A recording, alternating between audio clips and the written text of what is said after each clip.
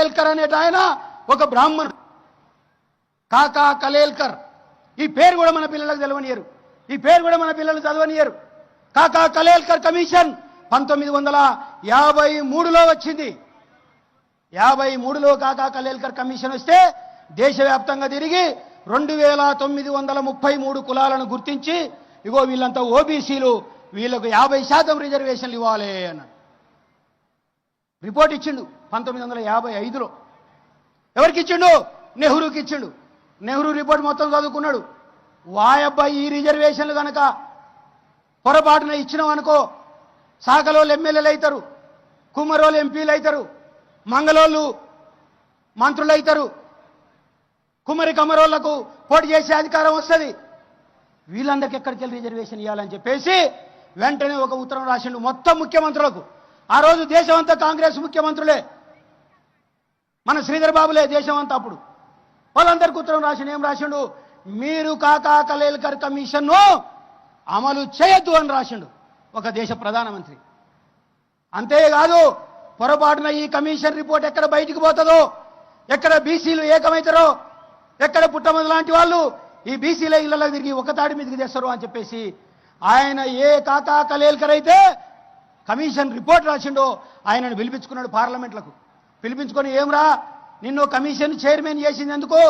నీకు కారు ఇస్తా, ఆ కారు మీద ఒక బుగ్గ ఎర్ర బుగ్గ పెడతా, నెలకు ₹1,00,000 జీతం ఇస్తా, 4 జీతగాళ్ళను పెడతా, తిని 4 ఏళ్ళు ఉండరా అంటే రిపోర్ట్ రాసినవేమ్రా నువ్వు?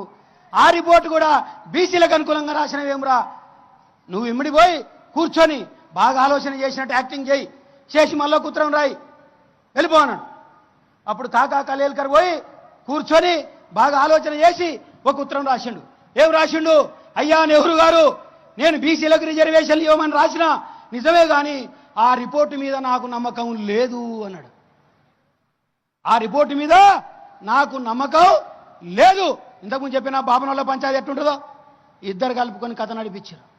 అప్పుడు కాకా కలేల్కర్ కమిషన్ చింపి బుట్టలో వేసిండు నెహ్రూ. ఆ రోజు నుంచి మొదలుకుంటే, అంటే 1955 నుంచి మొదలుకుంటే 1978 వరకు 79 వరకు మళ్ళా బీసీల గురించి మాట్లాడినోడు లేడు, సాగలోళ్ళ గురించి మాట్లాడినోడు లేడు, మంగళోళ్ళ గురించి మాట్లాడినోడు లేడు, కుమ్మరోళ్ళ గురించి మాట్లాడినోడు లేడు, అట్లనే గొల్ల కురుమోళ్ళ గురించి మాట్లాడినోడు లేడు, కౌన్సిలర్ల గురించి మాట్లాడినోడు లేడు, ముద్రాజుల గురించి మాట్లాడినోడు లేడు, మున్నూరు కాపుల గురించి మాట్లాడినోడు లేడు. 55 నుంచి 78 దాకా. ఎంత అన్యాయం ఈ దేశంలో!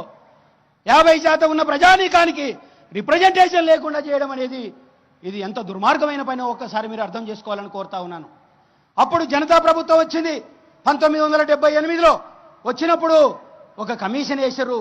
అసలు జనతా ప్రభుత్వం అధికారంలోకి రావడానికే కారణం వాళ్ళు చెప్పారు, మేము కనుక అధికారంలోకి వస్తే ఏం చేస్తాం, బీసీలకు రిజర్వేషన్లు ఇస్తాం అన్నాడు.